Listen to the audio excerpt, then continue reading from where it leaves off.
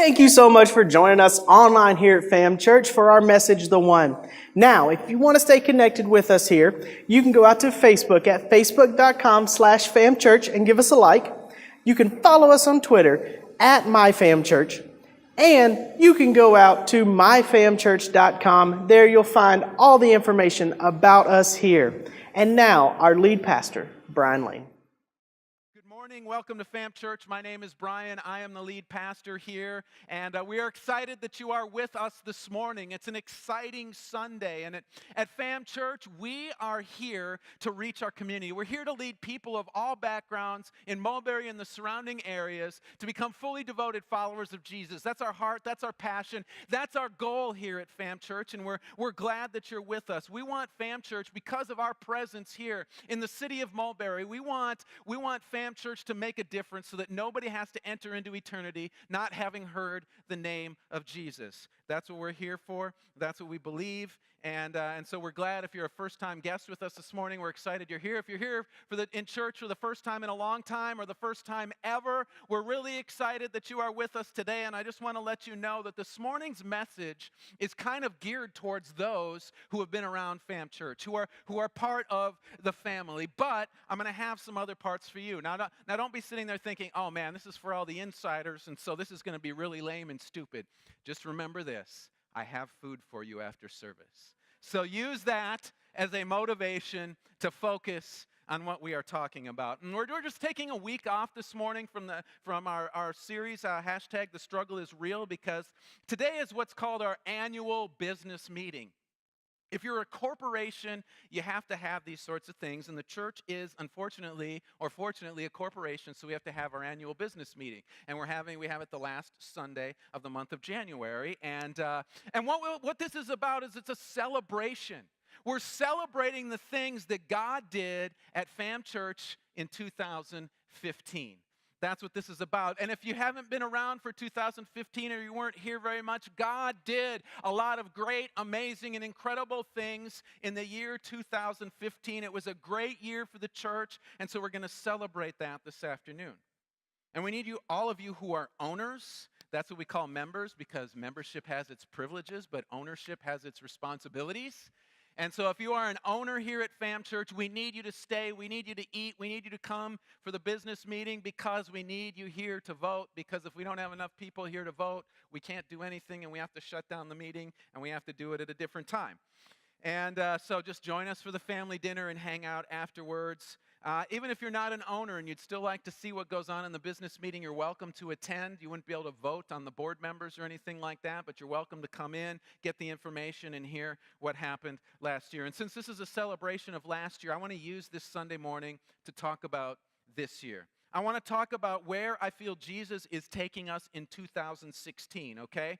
And this is just about 2016. And I know a lot of times when people hear the word vision, they think 5, 10, 15 years down the road. And we're just going to talk about 2016 this morning when we think about this. And vision is an important thing. Vision is a big deal. I mean, have you ever had a vision for something?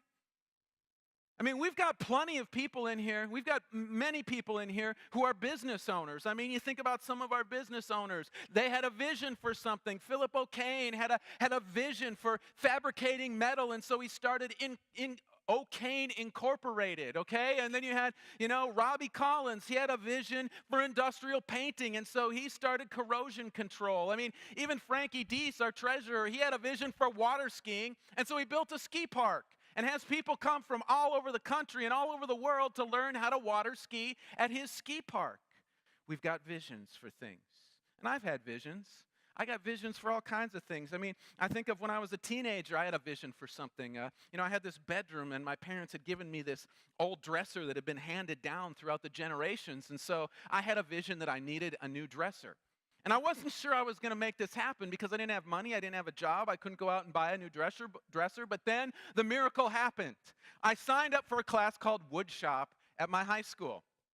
And And I didn't know that this was going to happen at the time, but it was my 11th grade year, and I had one quarter of this class called wood shop. And I didn't know what we were going to do in there. I thought we were going to go in there, and they were going to teach us how to build birdhouses. You know, one of our projects would be a birdhouse, and then another one of our projects, we'd build a box or something. I had no idea what to expect when I walked in there.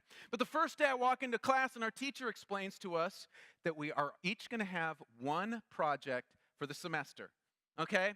One project, something that you want to build. And I said to myself, this is it. This is the place. My vision is going to become a reality. I am going to build my dresser and wood shop. And so I went to my teacher and I said, this is my project for the year. And he said, well, that's an ambitious project. It's going to be a lot of work, but I think you have enough time to get it done. And so he set me up. And so I started my dresser project. There was just one problem with my wood shop class. The problem was, like, every single one of my friends also took wood shop. And you may be saying to yourself, how's that a problem? That'd be fun. Well, here's how it was a problem, okay? I would walk into wood shop, and I would see this sea of friends sitting there. And so what would my day be? I'd walk into class, I'd go and I'd get my wood out, and I'd set it on the table, and then I'd walk over here to this table, and I'd talk to these friends over here for 10 minutes. Then after I talked to those friends for 10 minutes, I'd go over to this table, and I'd talk to these friends for 10 minutes. And then after I talked to them for 10 minutes, I'd go over to this table and talk to my next group of friends for 10 minutes. And pretty soon, after I'd gone from table to table to table, there'd be 5 minutes left in the class. And there's not much you can get done as far as woodworking goes in 5 minutes. And our teacher was really flexible. He didn't have a lecture. He didn't do any sort of teaching. He just kind of showed us how to use the equipment. And then when we came in, it was 50 minutes of work on your own. And so here I was trying to work on my own, but what I ended up doing was talking and talking and talking. I spent the whole semester talking to all of my friends. Well, 2 weeks are left in the class, and I've got a top, 2 sides, and a back. Not put together, okay? I've just got a top, 2 sides, and a back. And I'm thinking to myself, okay, I got 2 weeks, time to get my game face on. I'm going to get this dresser done, okay? And so if anybody has ever waited till the last minute to do anything, you know what happens, right? Everything that could possibly go wrong and screw that plan up happens. I'd come into class and the piece of equipment that I need would be broken and they need a repair guy, you know. I took the top of the dresser, I decided to plane it a little bit more, and I put it through the planer and I ended up shaving it too short. And the teacher's like, you don't have time to make another one, you just got to get this thing done. And I didn't get it done. 2 weeks, that 2 weeks of cramming was just not enough. And so I ended up failing woodshop. I failed woodshop, okay? Parents weren't too happy about that. How many parents would be? Because woodshop is what? It should be an easy A, right? That's a class you take to get the easy A in. But here I am, failing woodshop, and the vision of my new dresser never happened for my bedroom. Well, with vision, I think that God has a vision for Fam Church this year. He has a plan, he has a purpose, he has something he wants to accomplish this year. However, unlike my wood shop, in order for it to happen, God needs all of us to get on board and work to make it happen. And the thing with Jesus is, he really doesn't appreciate half-hearted efforts. Okay, he doesn't appreciate us waiting until the end and then trying to cram it all in. See, when Jesus calls us to a mission, when he calls someone to a mission, he expects your full in, your full buy-in. You go after it 110%. And so to look at what we're going to talk about this morning, we're going to go into the New Testament. We're going to look in the book of Luke chapter 15. Luke is the third book in the New Testament. You got Matthew, Mark, then Luke. If you don't have a Bible, or when you think of Luke, you think of a Jedi Knight, because sometimes that's what comes to mind when somebody says Luke. I think, Luke, I am your father. That's what comes to my mind. And so if that's what you think of, we're here to help you out. We're going to put the words on the screen behind me for you to follow along. If you don't have a Bible, stop by Fam Connections on your way out the door. We'll put a brand new Bible in your hands when you leave today to take home with you. And we talked about Luke a couple of weeks ago in week 2 of hashtag The Struggle is Real. And so I'm not going to go into a bunch of detail about him, but let me hit the highlights. And if you missed last week's message from The Struggle is Real, you missed a powerful Sunday morning, go out to myfamchurch.com. You can click on the media tab, The Struggle is Real graphic, and that'll take you to the message. Look for the domino effect. But here's the deal of our boy Luke, okay? He was a doctor who became a follower of Jesus. Of all the writers in the New Testament, he was the only one who was not Jewish or had some sort of Jewish background in his family. And the book was basically written as a research paper because Luke wanted to make sure that what he was telling people about Jesus was true. He wasn't trying to sell you a bunch of junk, okay? He wanted to make sure that what he was telling people was true. And when we get to chapter 15 is what we call some parables. It's some stories that Jesus told that had a point to them, that had a very succinct point to why he was telling the stories. He wasn't just telling it for fun. And so let's read Luke chapter 15. We're going to read the whole chapter, and this is what it says. Now the tax collectors and sinners were all gathered around to hear Jesus. But the Pharisees and the teachers of the law muttered, "This man welcomes sinners and eats with them." Then Jesus told them this parable.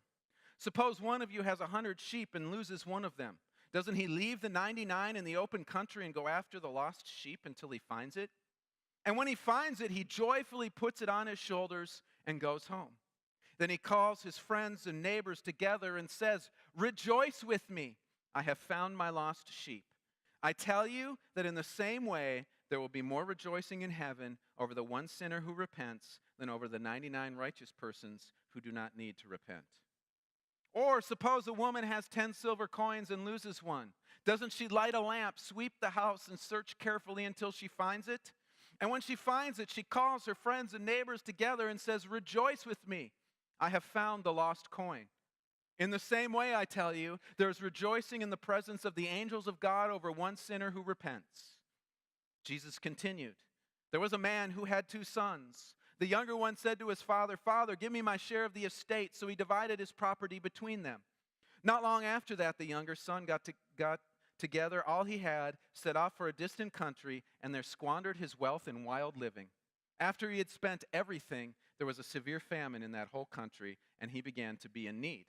So he went and hired himself out to a citizen of that country who sent him to his fields to feed pigs. He longed to fill his stomach with the pods that the pigs were eating, but no one gave him anything. When he came to his senses, he said, 'How many of my father's hired servants have food to spare? And here I am starving to death. I will set out and go back to my father and say to him, Father, I have sinned against heaven and against you. I am no longer worthy to be called your son. Make me like one of your hired servants.' So he got up and went to his father. But while he was still a long way off, his father saw him and was filled with compassion for him. He ran to his son, threw his arms around him, and kissed him. The son said to him, 'Father, I have sinned against heaven.'" Sorry, it sped ahead of me here. "I've sinned against heaven and against you. I am no longer worthy to be called your son." But the father said to his servant, "Quick, bring the best robes and put it on him. Put a ring on his fingers and sandals on his feet. Bring the fattened calf and kill it. Let's have a feast and celebrate, for the son of mine was dead and is alive again. He was lost and is found." So they began to celebrate. Meanwhile, the older son was in the field. When he came near the house, he heard music and dancing. So he called one of the servants and asked him what was going on.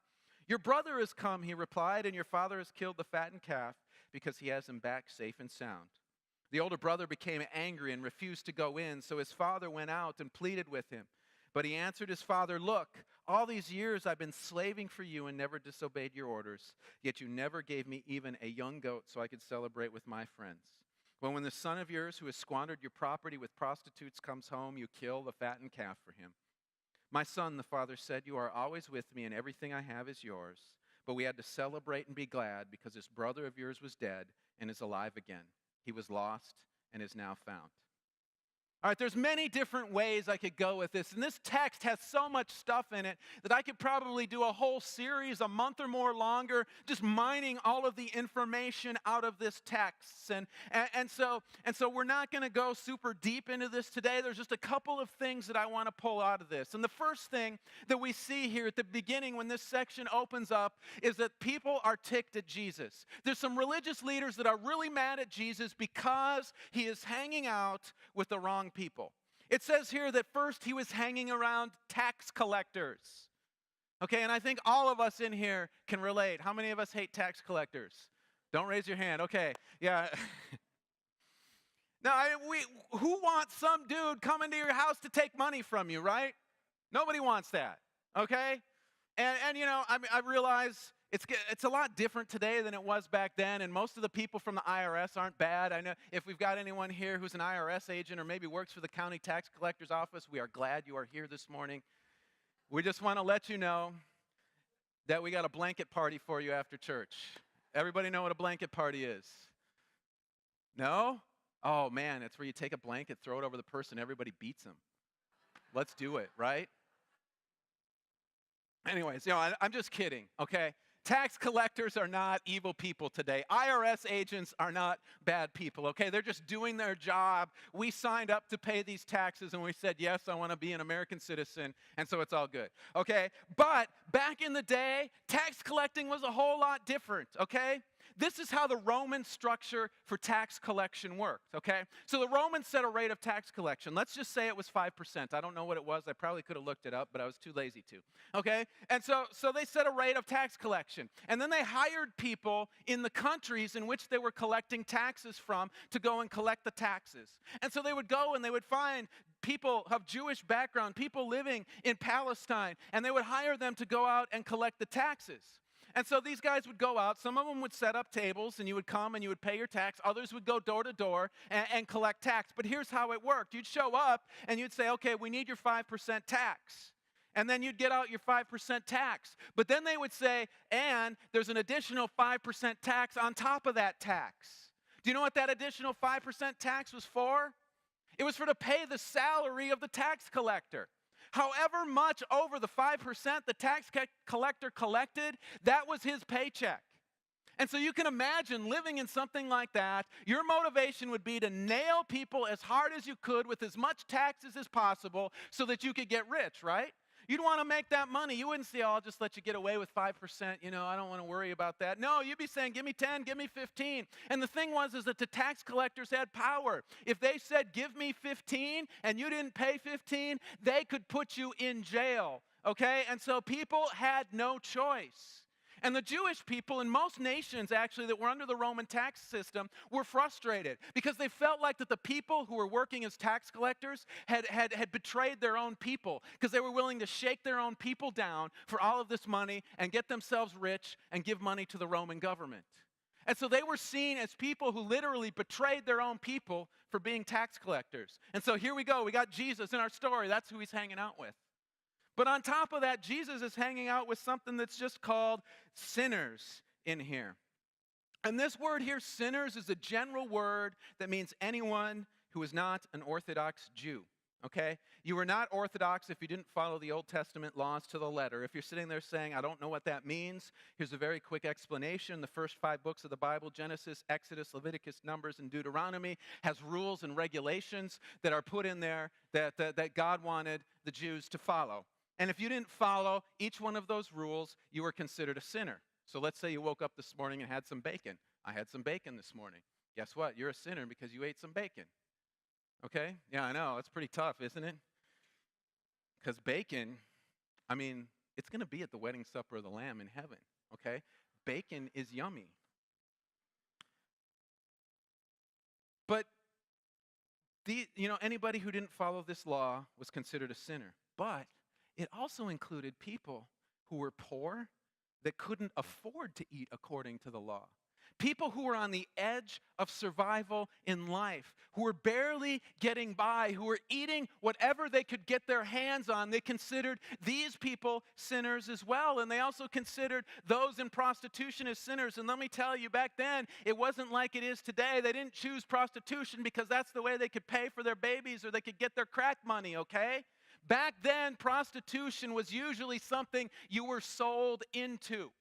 Your father, your husband got a huge debt. And because of that huge debt, their daughters, his wife, had to be sold into prostitution. And so it wasn't like most of them chose that career. Now, a few of them, yes, they did choose that career as their way of making money. But for the most part, Jesus was hanging out with these poor people who the religious leaders were coming down on because they couldn't afford to live. These people who were bound up in a system that allowed them to be sold into sex slavery and then rejected by the religious leaders because of what they were doing. And Jesus, hanging out with these people, was stirring up all kinds of trouble. And the first thing that I want all of us to see this morning is this. If you're here today and you're not a church person, I want you to know you are the type of person Jesus wants to hang out with. See, I've had people tell me over the years, they'll say to me, I'd invite them to church, and they say, I can't come to church, man. If I walk in the doors of the church, God's going to strike me with lightning. Can I tell you something?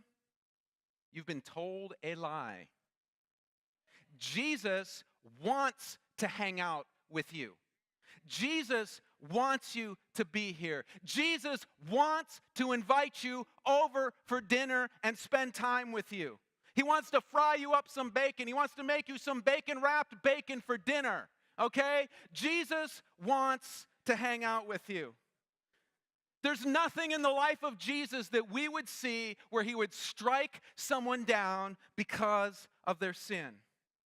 As a matter of fact, in all three of these parables, the sheep, the coin, and the lost son, it shows us that he doesn't want to strike you down, but to the exact opposite, he is pursuing you. He's looking for you, and he's chasing after you.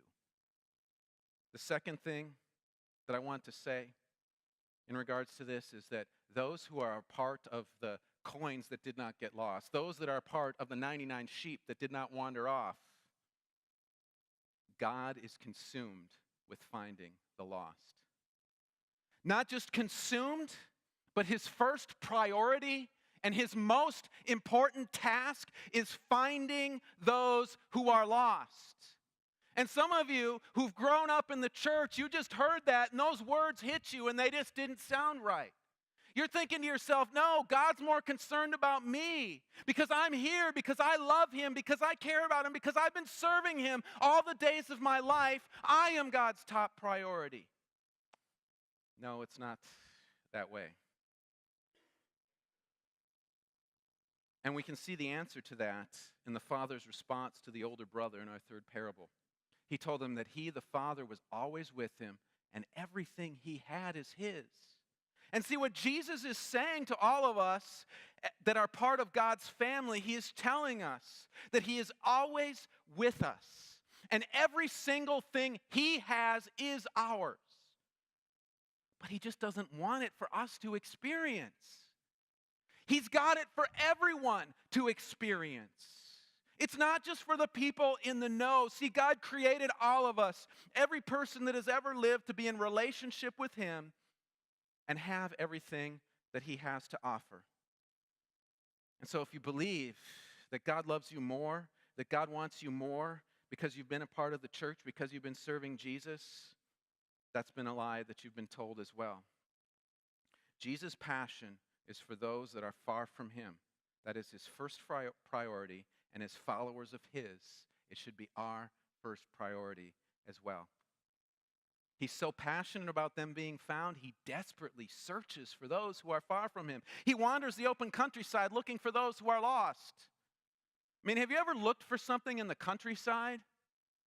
I'm going to tell a story, part of a story that I told my second actual week speaking here, but it's with my grandparents and their cabin in northern Wisconsin and me getting lost in the woods. And if you've heard it before, sorry, you're probably going to hear this story more than twice in my tenure here, so just get used to it. Just memorize it and say it with me as I tell it, okay? But here's the deal, okay? My grandparents, they had this home in northern Wisconsin. It was in the middle of the woods, and across the street from them was thousands of acres of state forest. And in the state forest, they had trails cut for hiking in the summertime and for cross-country skiing in the wintertime. And I would go up there a few times a year with my grandparents, and I would spend a lot of time in the woods in these trails. And so I thought I was pretty good at these trails. I'd skied them in the wintertime, I'd hiked them in the summertime, and so I thought I knew my way around. And so one day, my brother and I were hanging out. We didn't have anything to do. It was 6:30. It was in July, and I said, hey, let's go for a hike in the woods. And so he's like, okay.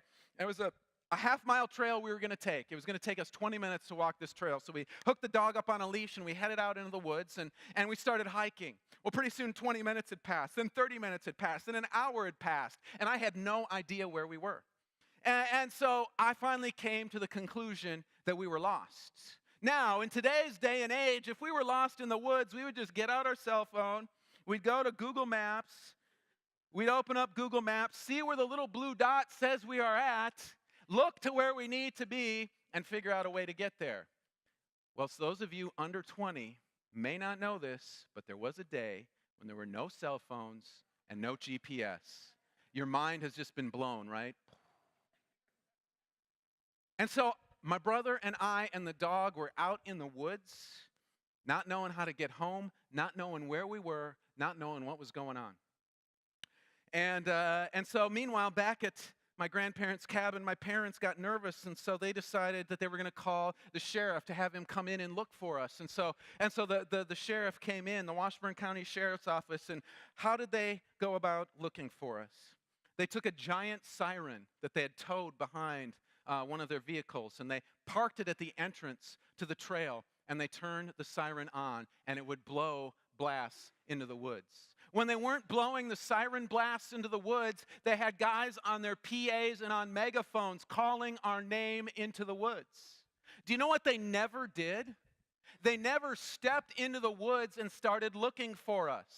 Why? Because it's far easier and for somebody to be found blowing something in and hoping that they come towards it. But going into the woods and trying to hike through the rocks and through the trees and through the under vegetation and everything that's there, trying to find something is incredibly difficult. But here's Jesus. He doesn't say that he stands there with the siren blowing it into the woods, hoping that those who are lost are going to come to it. Jesus says, I go out and I pursue those who are lost. I chase after those who are lost. I get out into the field and I start searching and I start looking for them. That's what Jesus does.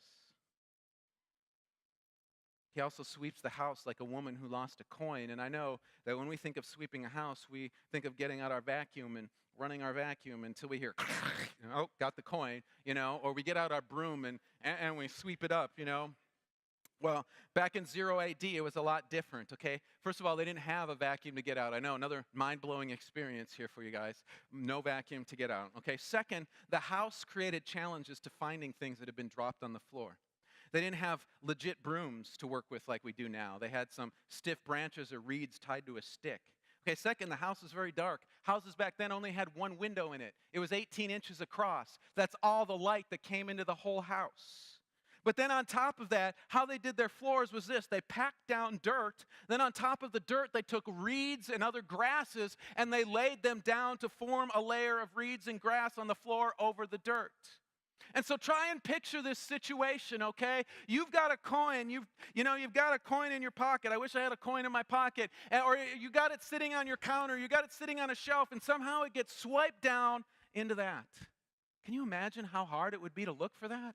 First of all, you don't have very much light to work with. You've got one little window, and if the sun was not in the perfect spot, there's not very good light coming in. So you got to light all kinds of lamps. Second, you got this junky broom to work with that doesn't really sweep much up, okay? And then third, on top of that, you've got all of this dead vegetation that you've got to dig through. And then once you get under the vegetation, there's sand, there's a surface layer of dirt and dust that you've got to dig through. I mean, literally, to find this coin, they had to get their hands dirty. They had to dig in there and really look for it and put in a lot of effort and put in a lot of work. And for most of us, what would we say if we dropped a penny, if we dropped a nickel, if we dropped a dime in something like that? Forget about that. Who needs a quarter, right? What's a quarter going to get you anymore? It can't buy nothing, right? You know, it can get you your shop. If you want to steal a shopping cart, you can go to Aldi, put a quarter in it, and take the shopping cart home. That's all you get with a quarter these days.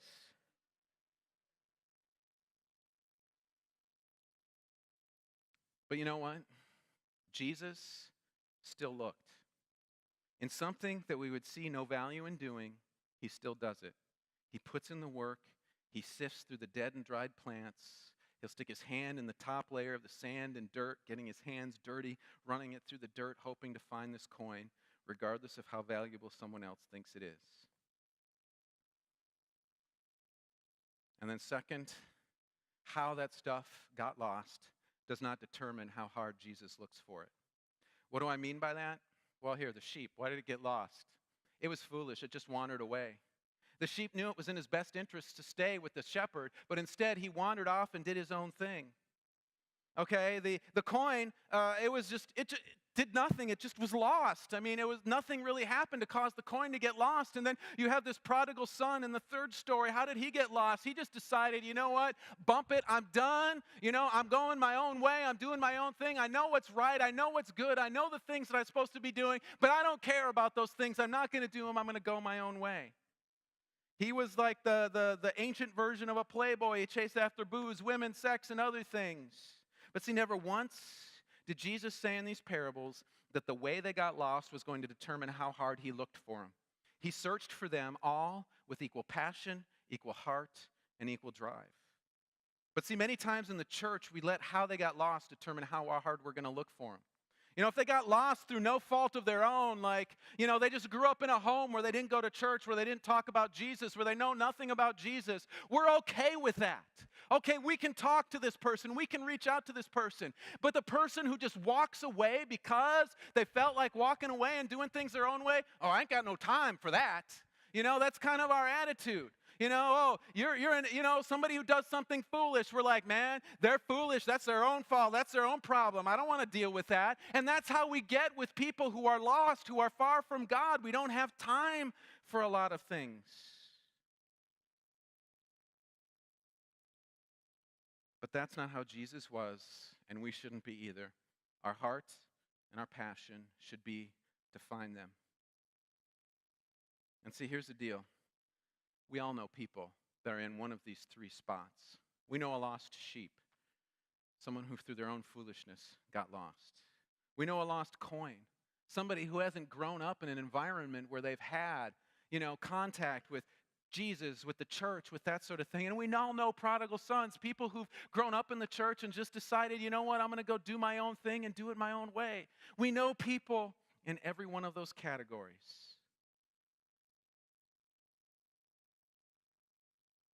But the only thing that Jesus wants to know from us is, are we going to look for them? Are we going to search for them? Are we going to put in the hard work like the shepherd did with the lost sheep? Are we going to get our hands dirty by digging through the junk on the floor and running our hands through the dirt to find what is lost? Are we going to stand on our front step, gazing off in the distance, waiting for those who have walked away intentionally to come back so that we can throw them a party? We say we want to be like Jesus. Well, Jesus searches and searches and searches for those that are far from him. He doesn't stop. He doesn't give up. He doesn't quit. He sees the one as more important than the 99. He sees the one lost coin as more important than the 9 others that are still on the shelf or in the pocket. And he sees the lost son is more important than the son that never left. And I think in 2016, that's who Jesus is calling Fam Church to be. We are to do the same. If we want to be the church that Jesus is calling us to be, we have to have a passion for the same things that Jesus has a passion for. See, Jesus is passionate about those who are far from him. Jesus wants them to be found. He wants them to be a part of his family. Jesus wants them to know the joy of being in his presence. And so this year, our theme, our passion, our heart is going to be each one, reach one. See, Fam Church, Jesus wants us to be his hands. He wants us to be his feet in this community. Jesus wants us to be his hands and his feet with our family. Jesus wants us to be his hands and his feet with our neighbors. He wants us to see those who are far from him as our first priority in reaching out to and getting a hold of and bringing them in so that they can experience everything that we've experienced in walking in God and in his presence. See, we're not here as a church for our needs, for our preferences, for the things we like. We are first and foremost here as a church to serve as a search agency, just like the Coast Guard, for those that are lost. That's what Jesus is calling Fam Church to be in 2016, for each one of us to search out the lost. And so, Lewis, if you can come back up. And so, there's three things, three responses. The first one is this. I want you guys to think of someone that you know that's a lost sheep, that's a lost coin, that's a prodigal son. Think of that person. It could be your neighbor, it could be your coworker, it could be your kids, it could be your spouse, it could be anyone, but pick someone. Once you have that person picked out, I want to challenge you for the next 30 days to pray. Pray for an opportunity to talk to them, to show them who Jesus is, and not just that, but to invite them to church, to show them the light, to show them that they don't have to remain lost. Because if you start to pray and you start to ask God for that opportunity, guess what he's going to do? He's probably going to give you that opportunity. He just needs us to be willing to do it. So think of a name. Spend the next month, spend the month of February praying for an opportunity to invite one person who is one of these lost. I mean, I'm doing this. The staff is doing this. And then once we've spent a month praying for the person, we're going to ask everyone to find the opportunity and to invite them to our Easter Sunday service. People are willing to come to church on Easter because they know that Easter's a day you go to church. And so it's a good opportunity. It's a good open door. And we're going to have something here that's going to be powerful. And we believe God is going to do something special on Easter Sunday. So pray for the next 30 days for an open heart, for you to invite, for you to talk, for you to be someone who reaches one. Second thing is this. On your way out the door, the ushers are going to give each person a book. The book is entitled, I Will. And if you're married, if you could just take one per couple. If you're single, you can just take one. But it's a book that talks about the things that a church that's reaching out to its community, the individual people say, I will to. And so I want you to take this book. It's short. It's 100 pages long. It's like this big. It took me 2 hours to read it. Take it, read it, know what it's saying, and make a commitment to become the person that says, I will, so that we can reach our community for Jesus. Because we want to reach Mulberry. And what happens in here if we start reaching? Okay, so there's about 100 people in this room this morning. If 100 of us reach one person in 2016, we've reached 100 people in Mulberry. If next year, those 200 reach 200, suddenly we're up to reaching 300 in Mulberry. And you see how that builds? And it's going to keep increasing until we've finally seen this mission fulfilled that God has for us to lead the people of Mulberry to a relationship with Jesus. Because that's what we want. I don't care if they come to church here. They can come, give their lives to Jesus. We'll send them to First Baptist. We'll send them to Willow Oak Assembly of God. We'll send them whatever church they want to go to in this community. We just want them to know Jesus so they're not lost. So that's the two challenges this morning. And then the third thing, with every eye closed and every head bowed, I just want to ask this morning, is there anyone in here who says, you know what? I'm one of the lost. I'm far from God, and I know that God is calling me back, and I need to, give myself, I need to be found. If that's you this morning and you're saying, you know what, I need to be found, I need Jesus to come and make my life different so I can know the joy and everything that the Father has, just quickly slip up your hand this morning. If that's you, slip up your hand. All right, you can put your hands down. We're going to pray a prayer. And I just want everyone to repeat this prayer after me. Nothing fancy. Dear Jesus,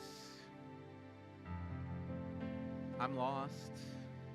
I want to be found. Come and find me. God, let me know your joy. Let me know your peace. Let me know your presence. Oh God, I thank you that you searched for me. I'm here to be found. I thank you. In Jesus' name.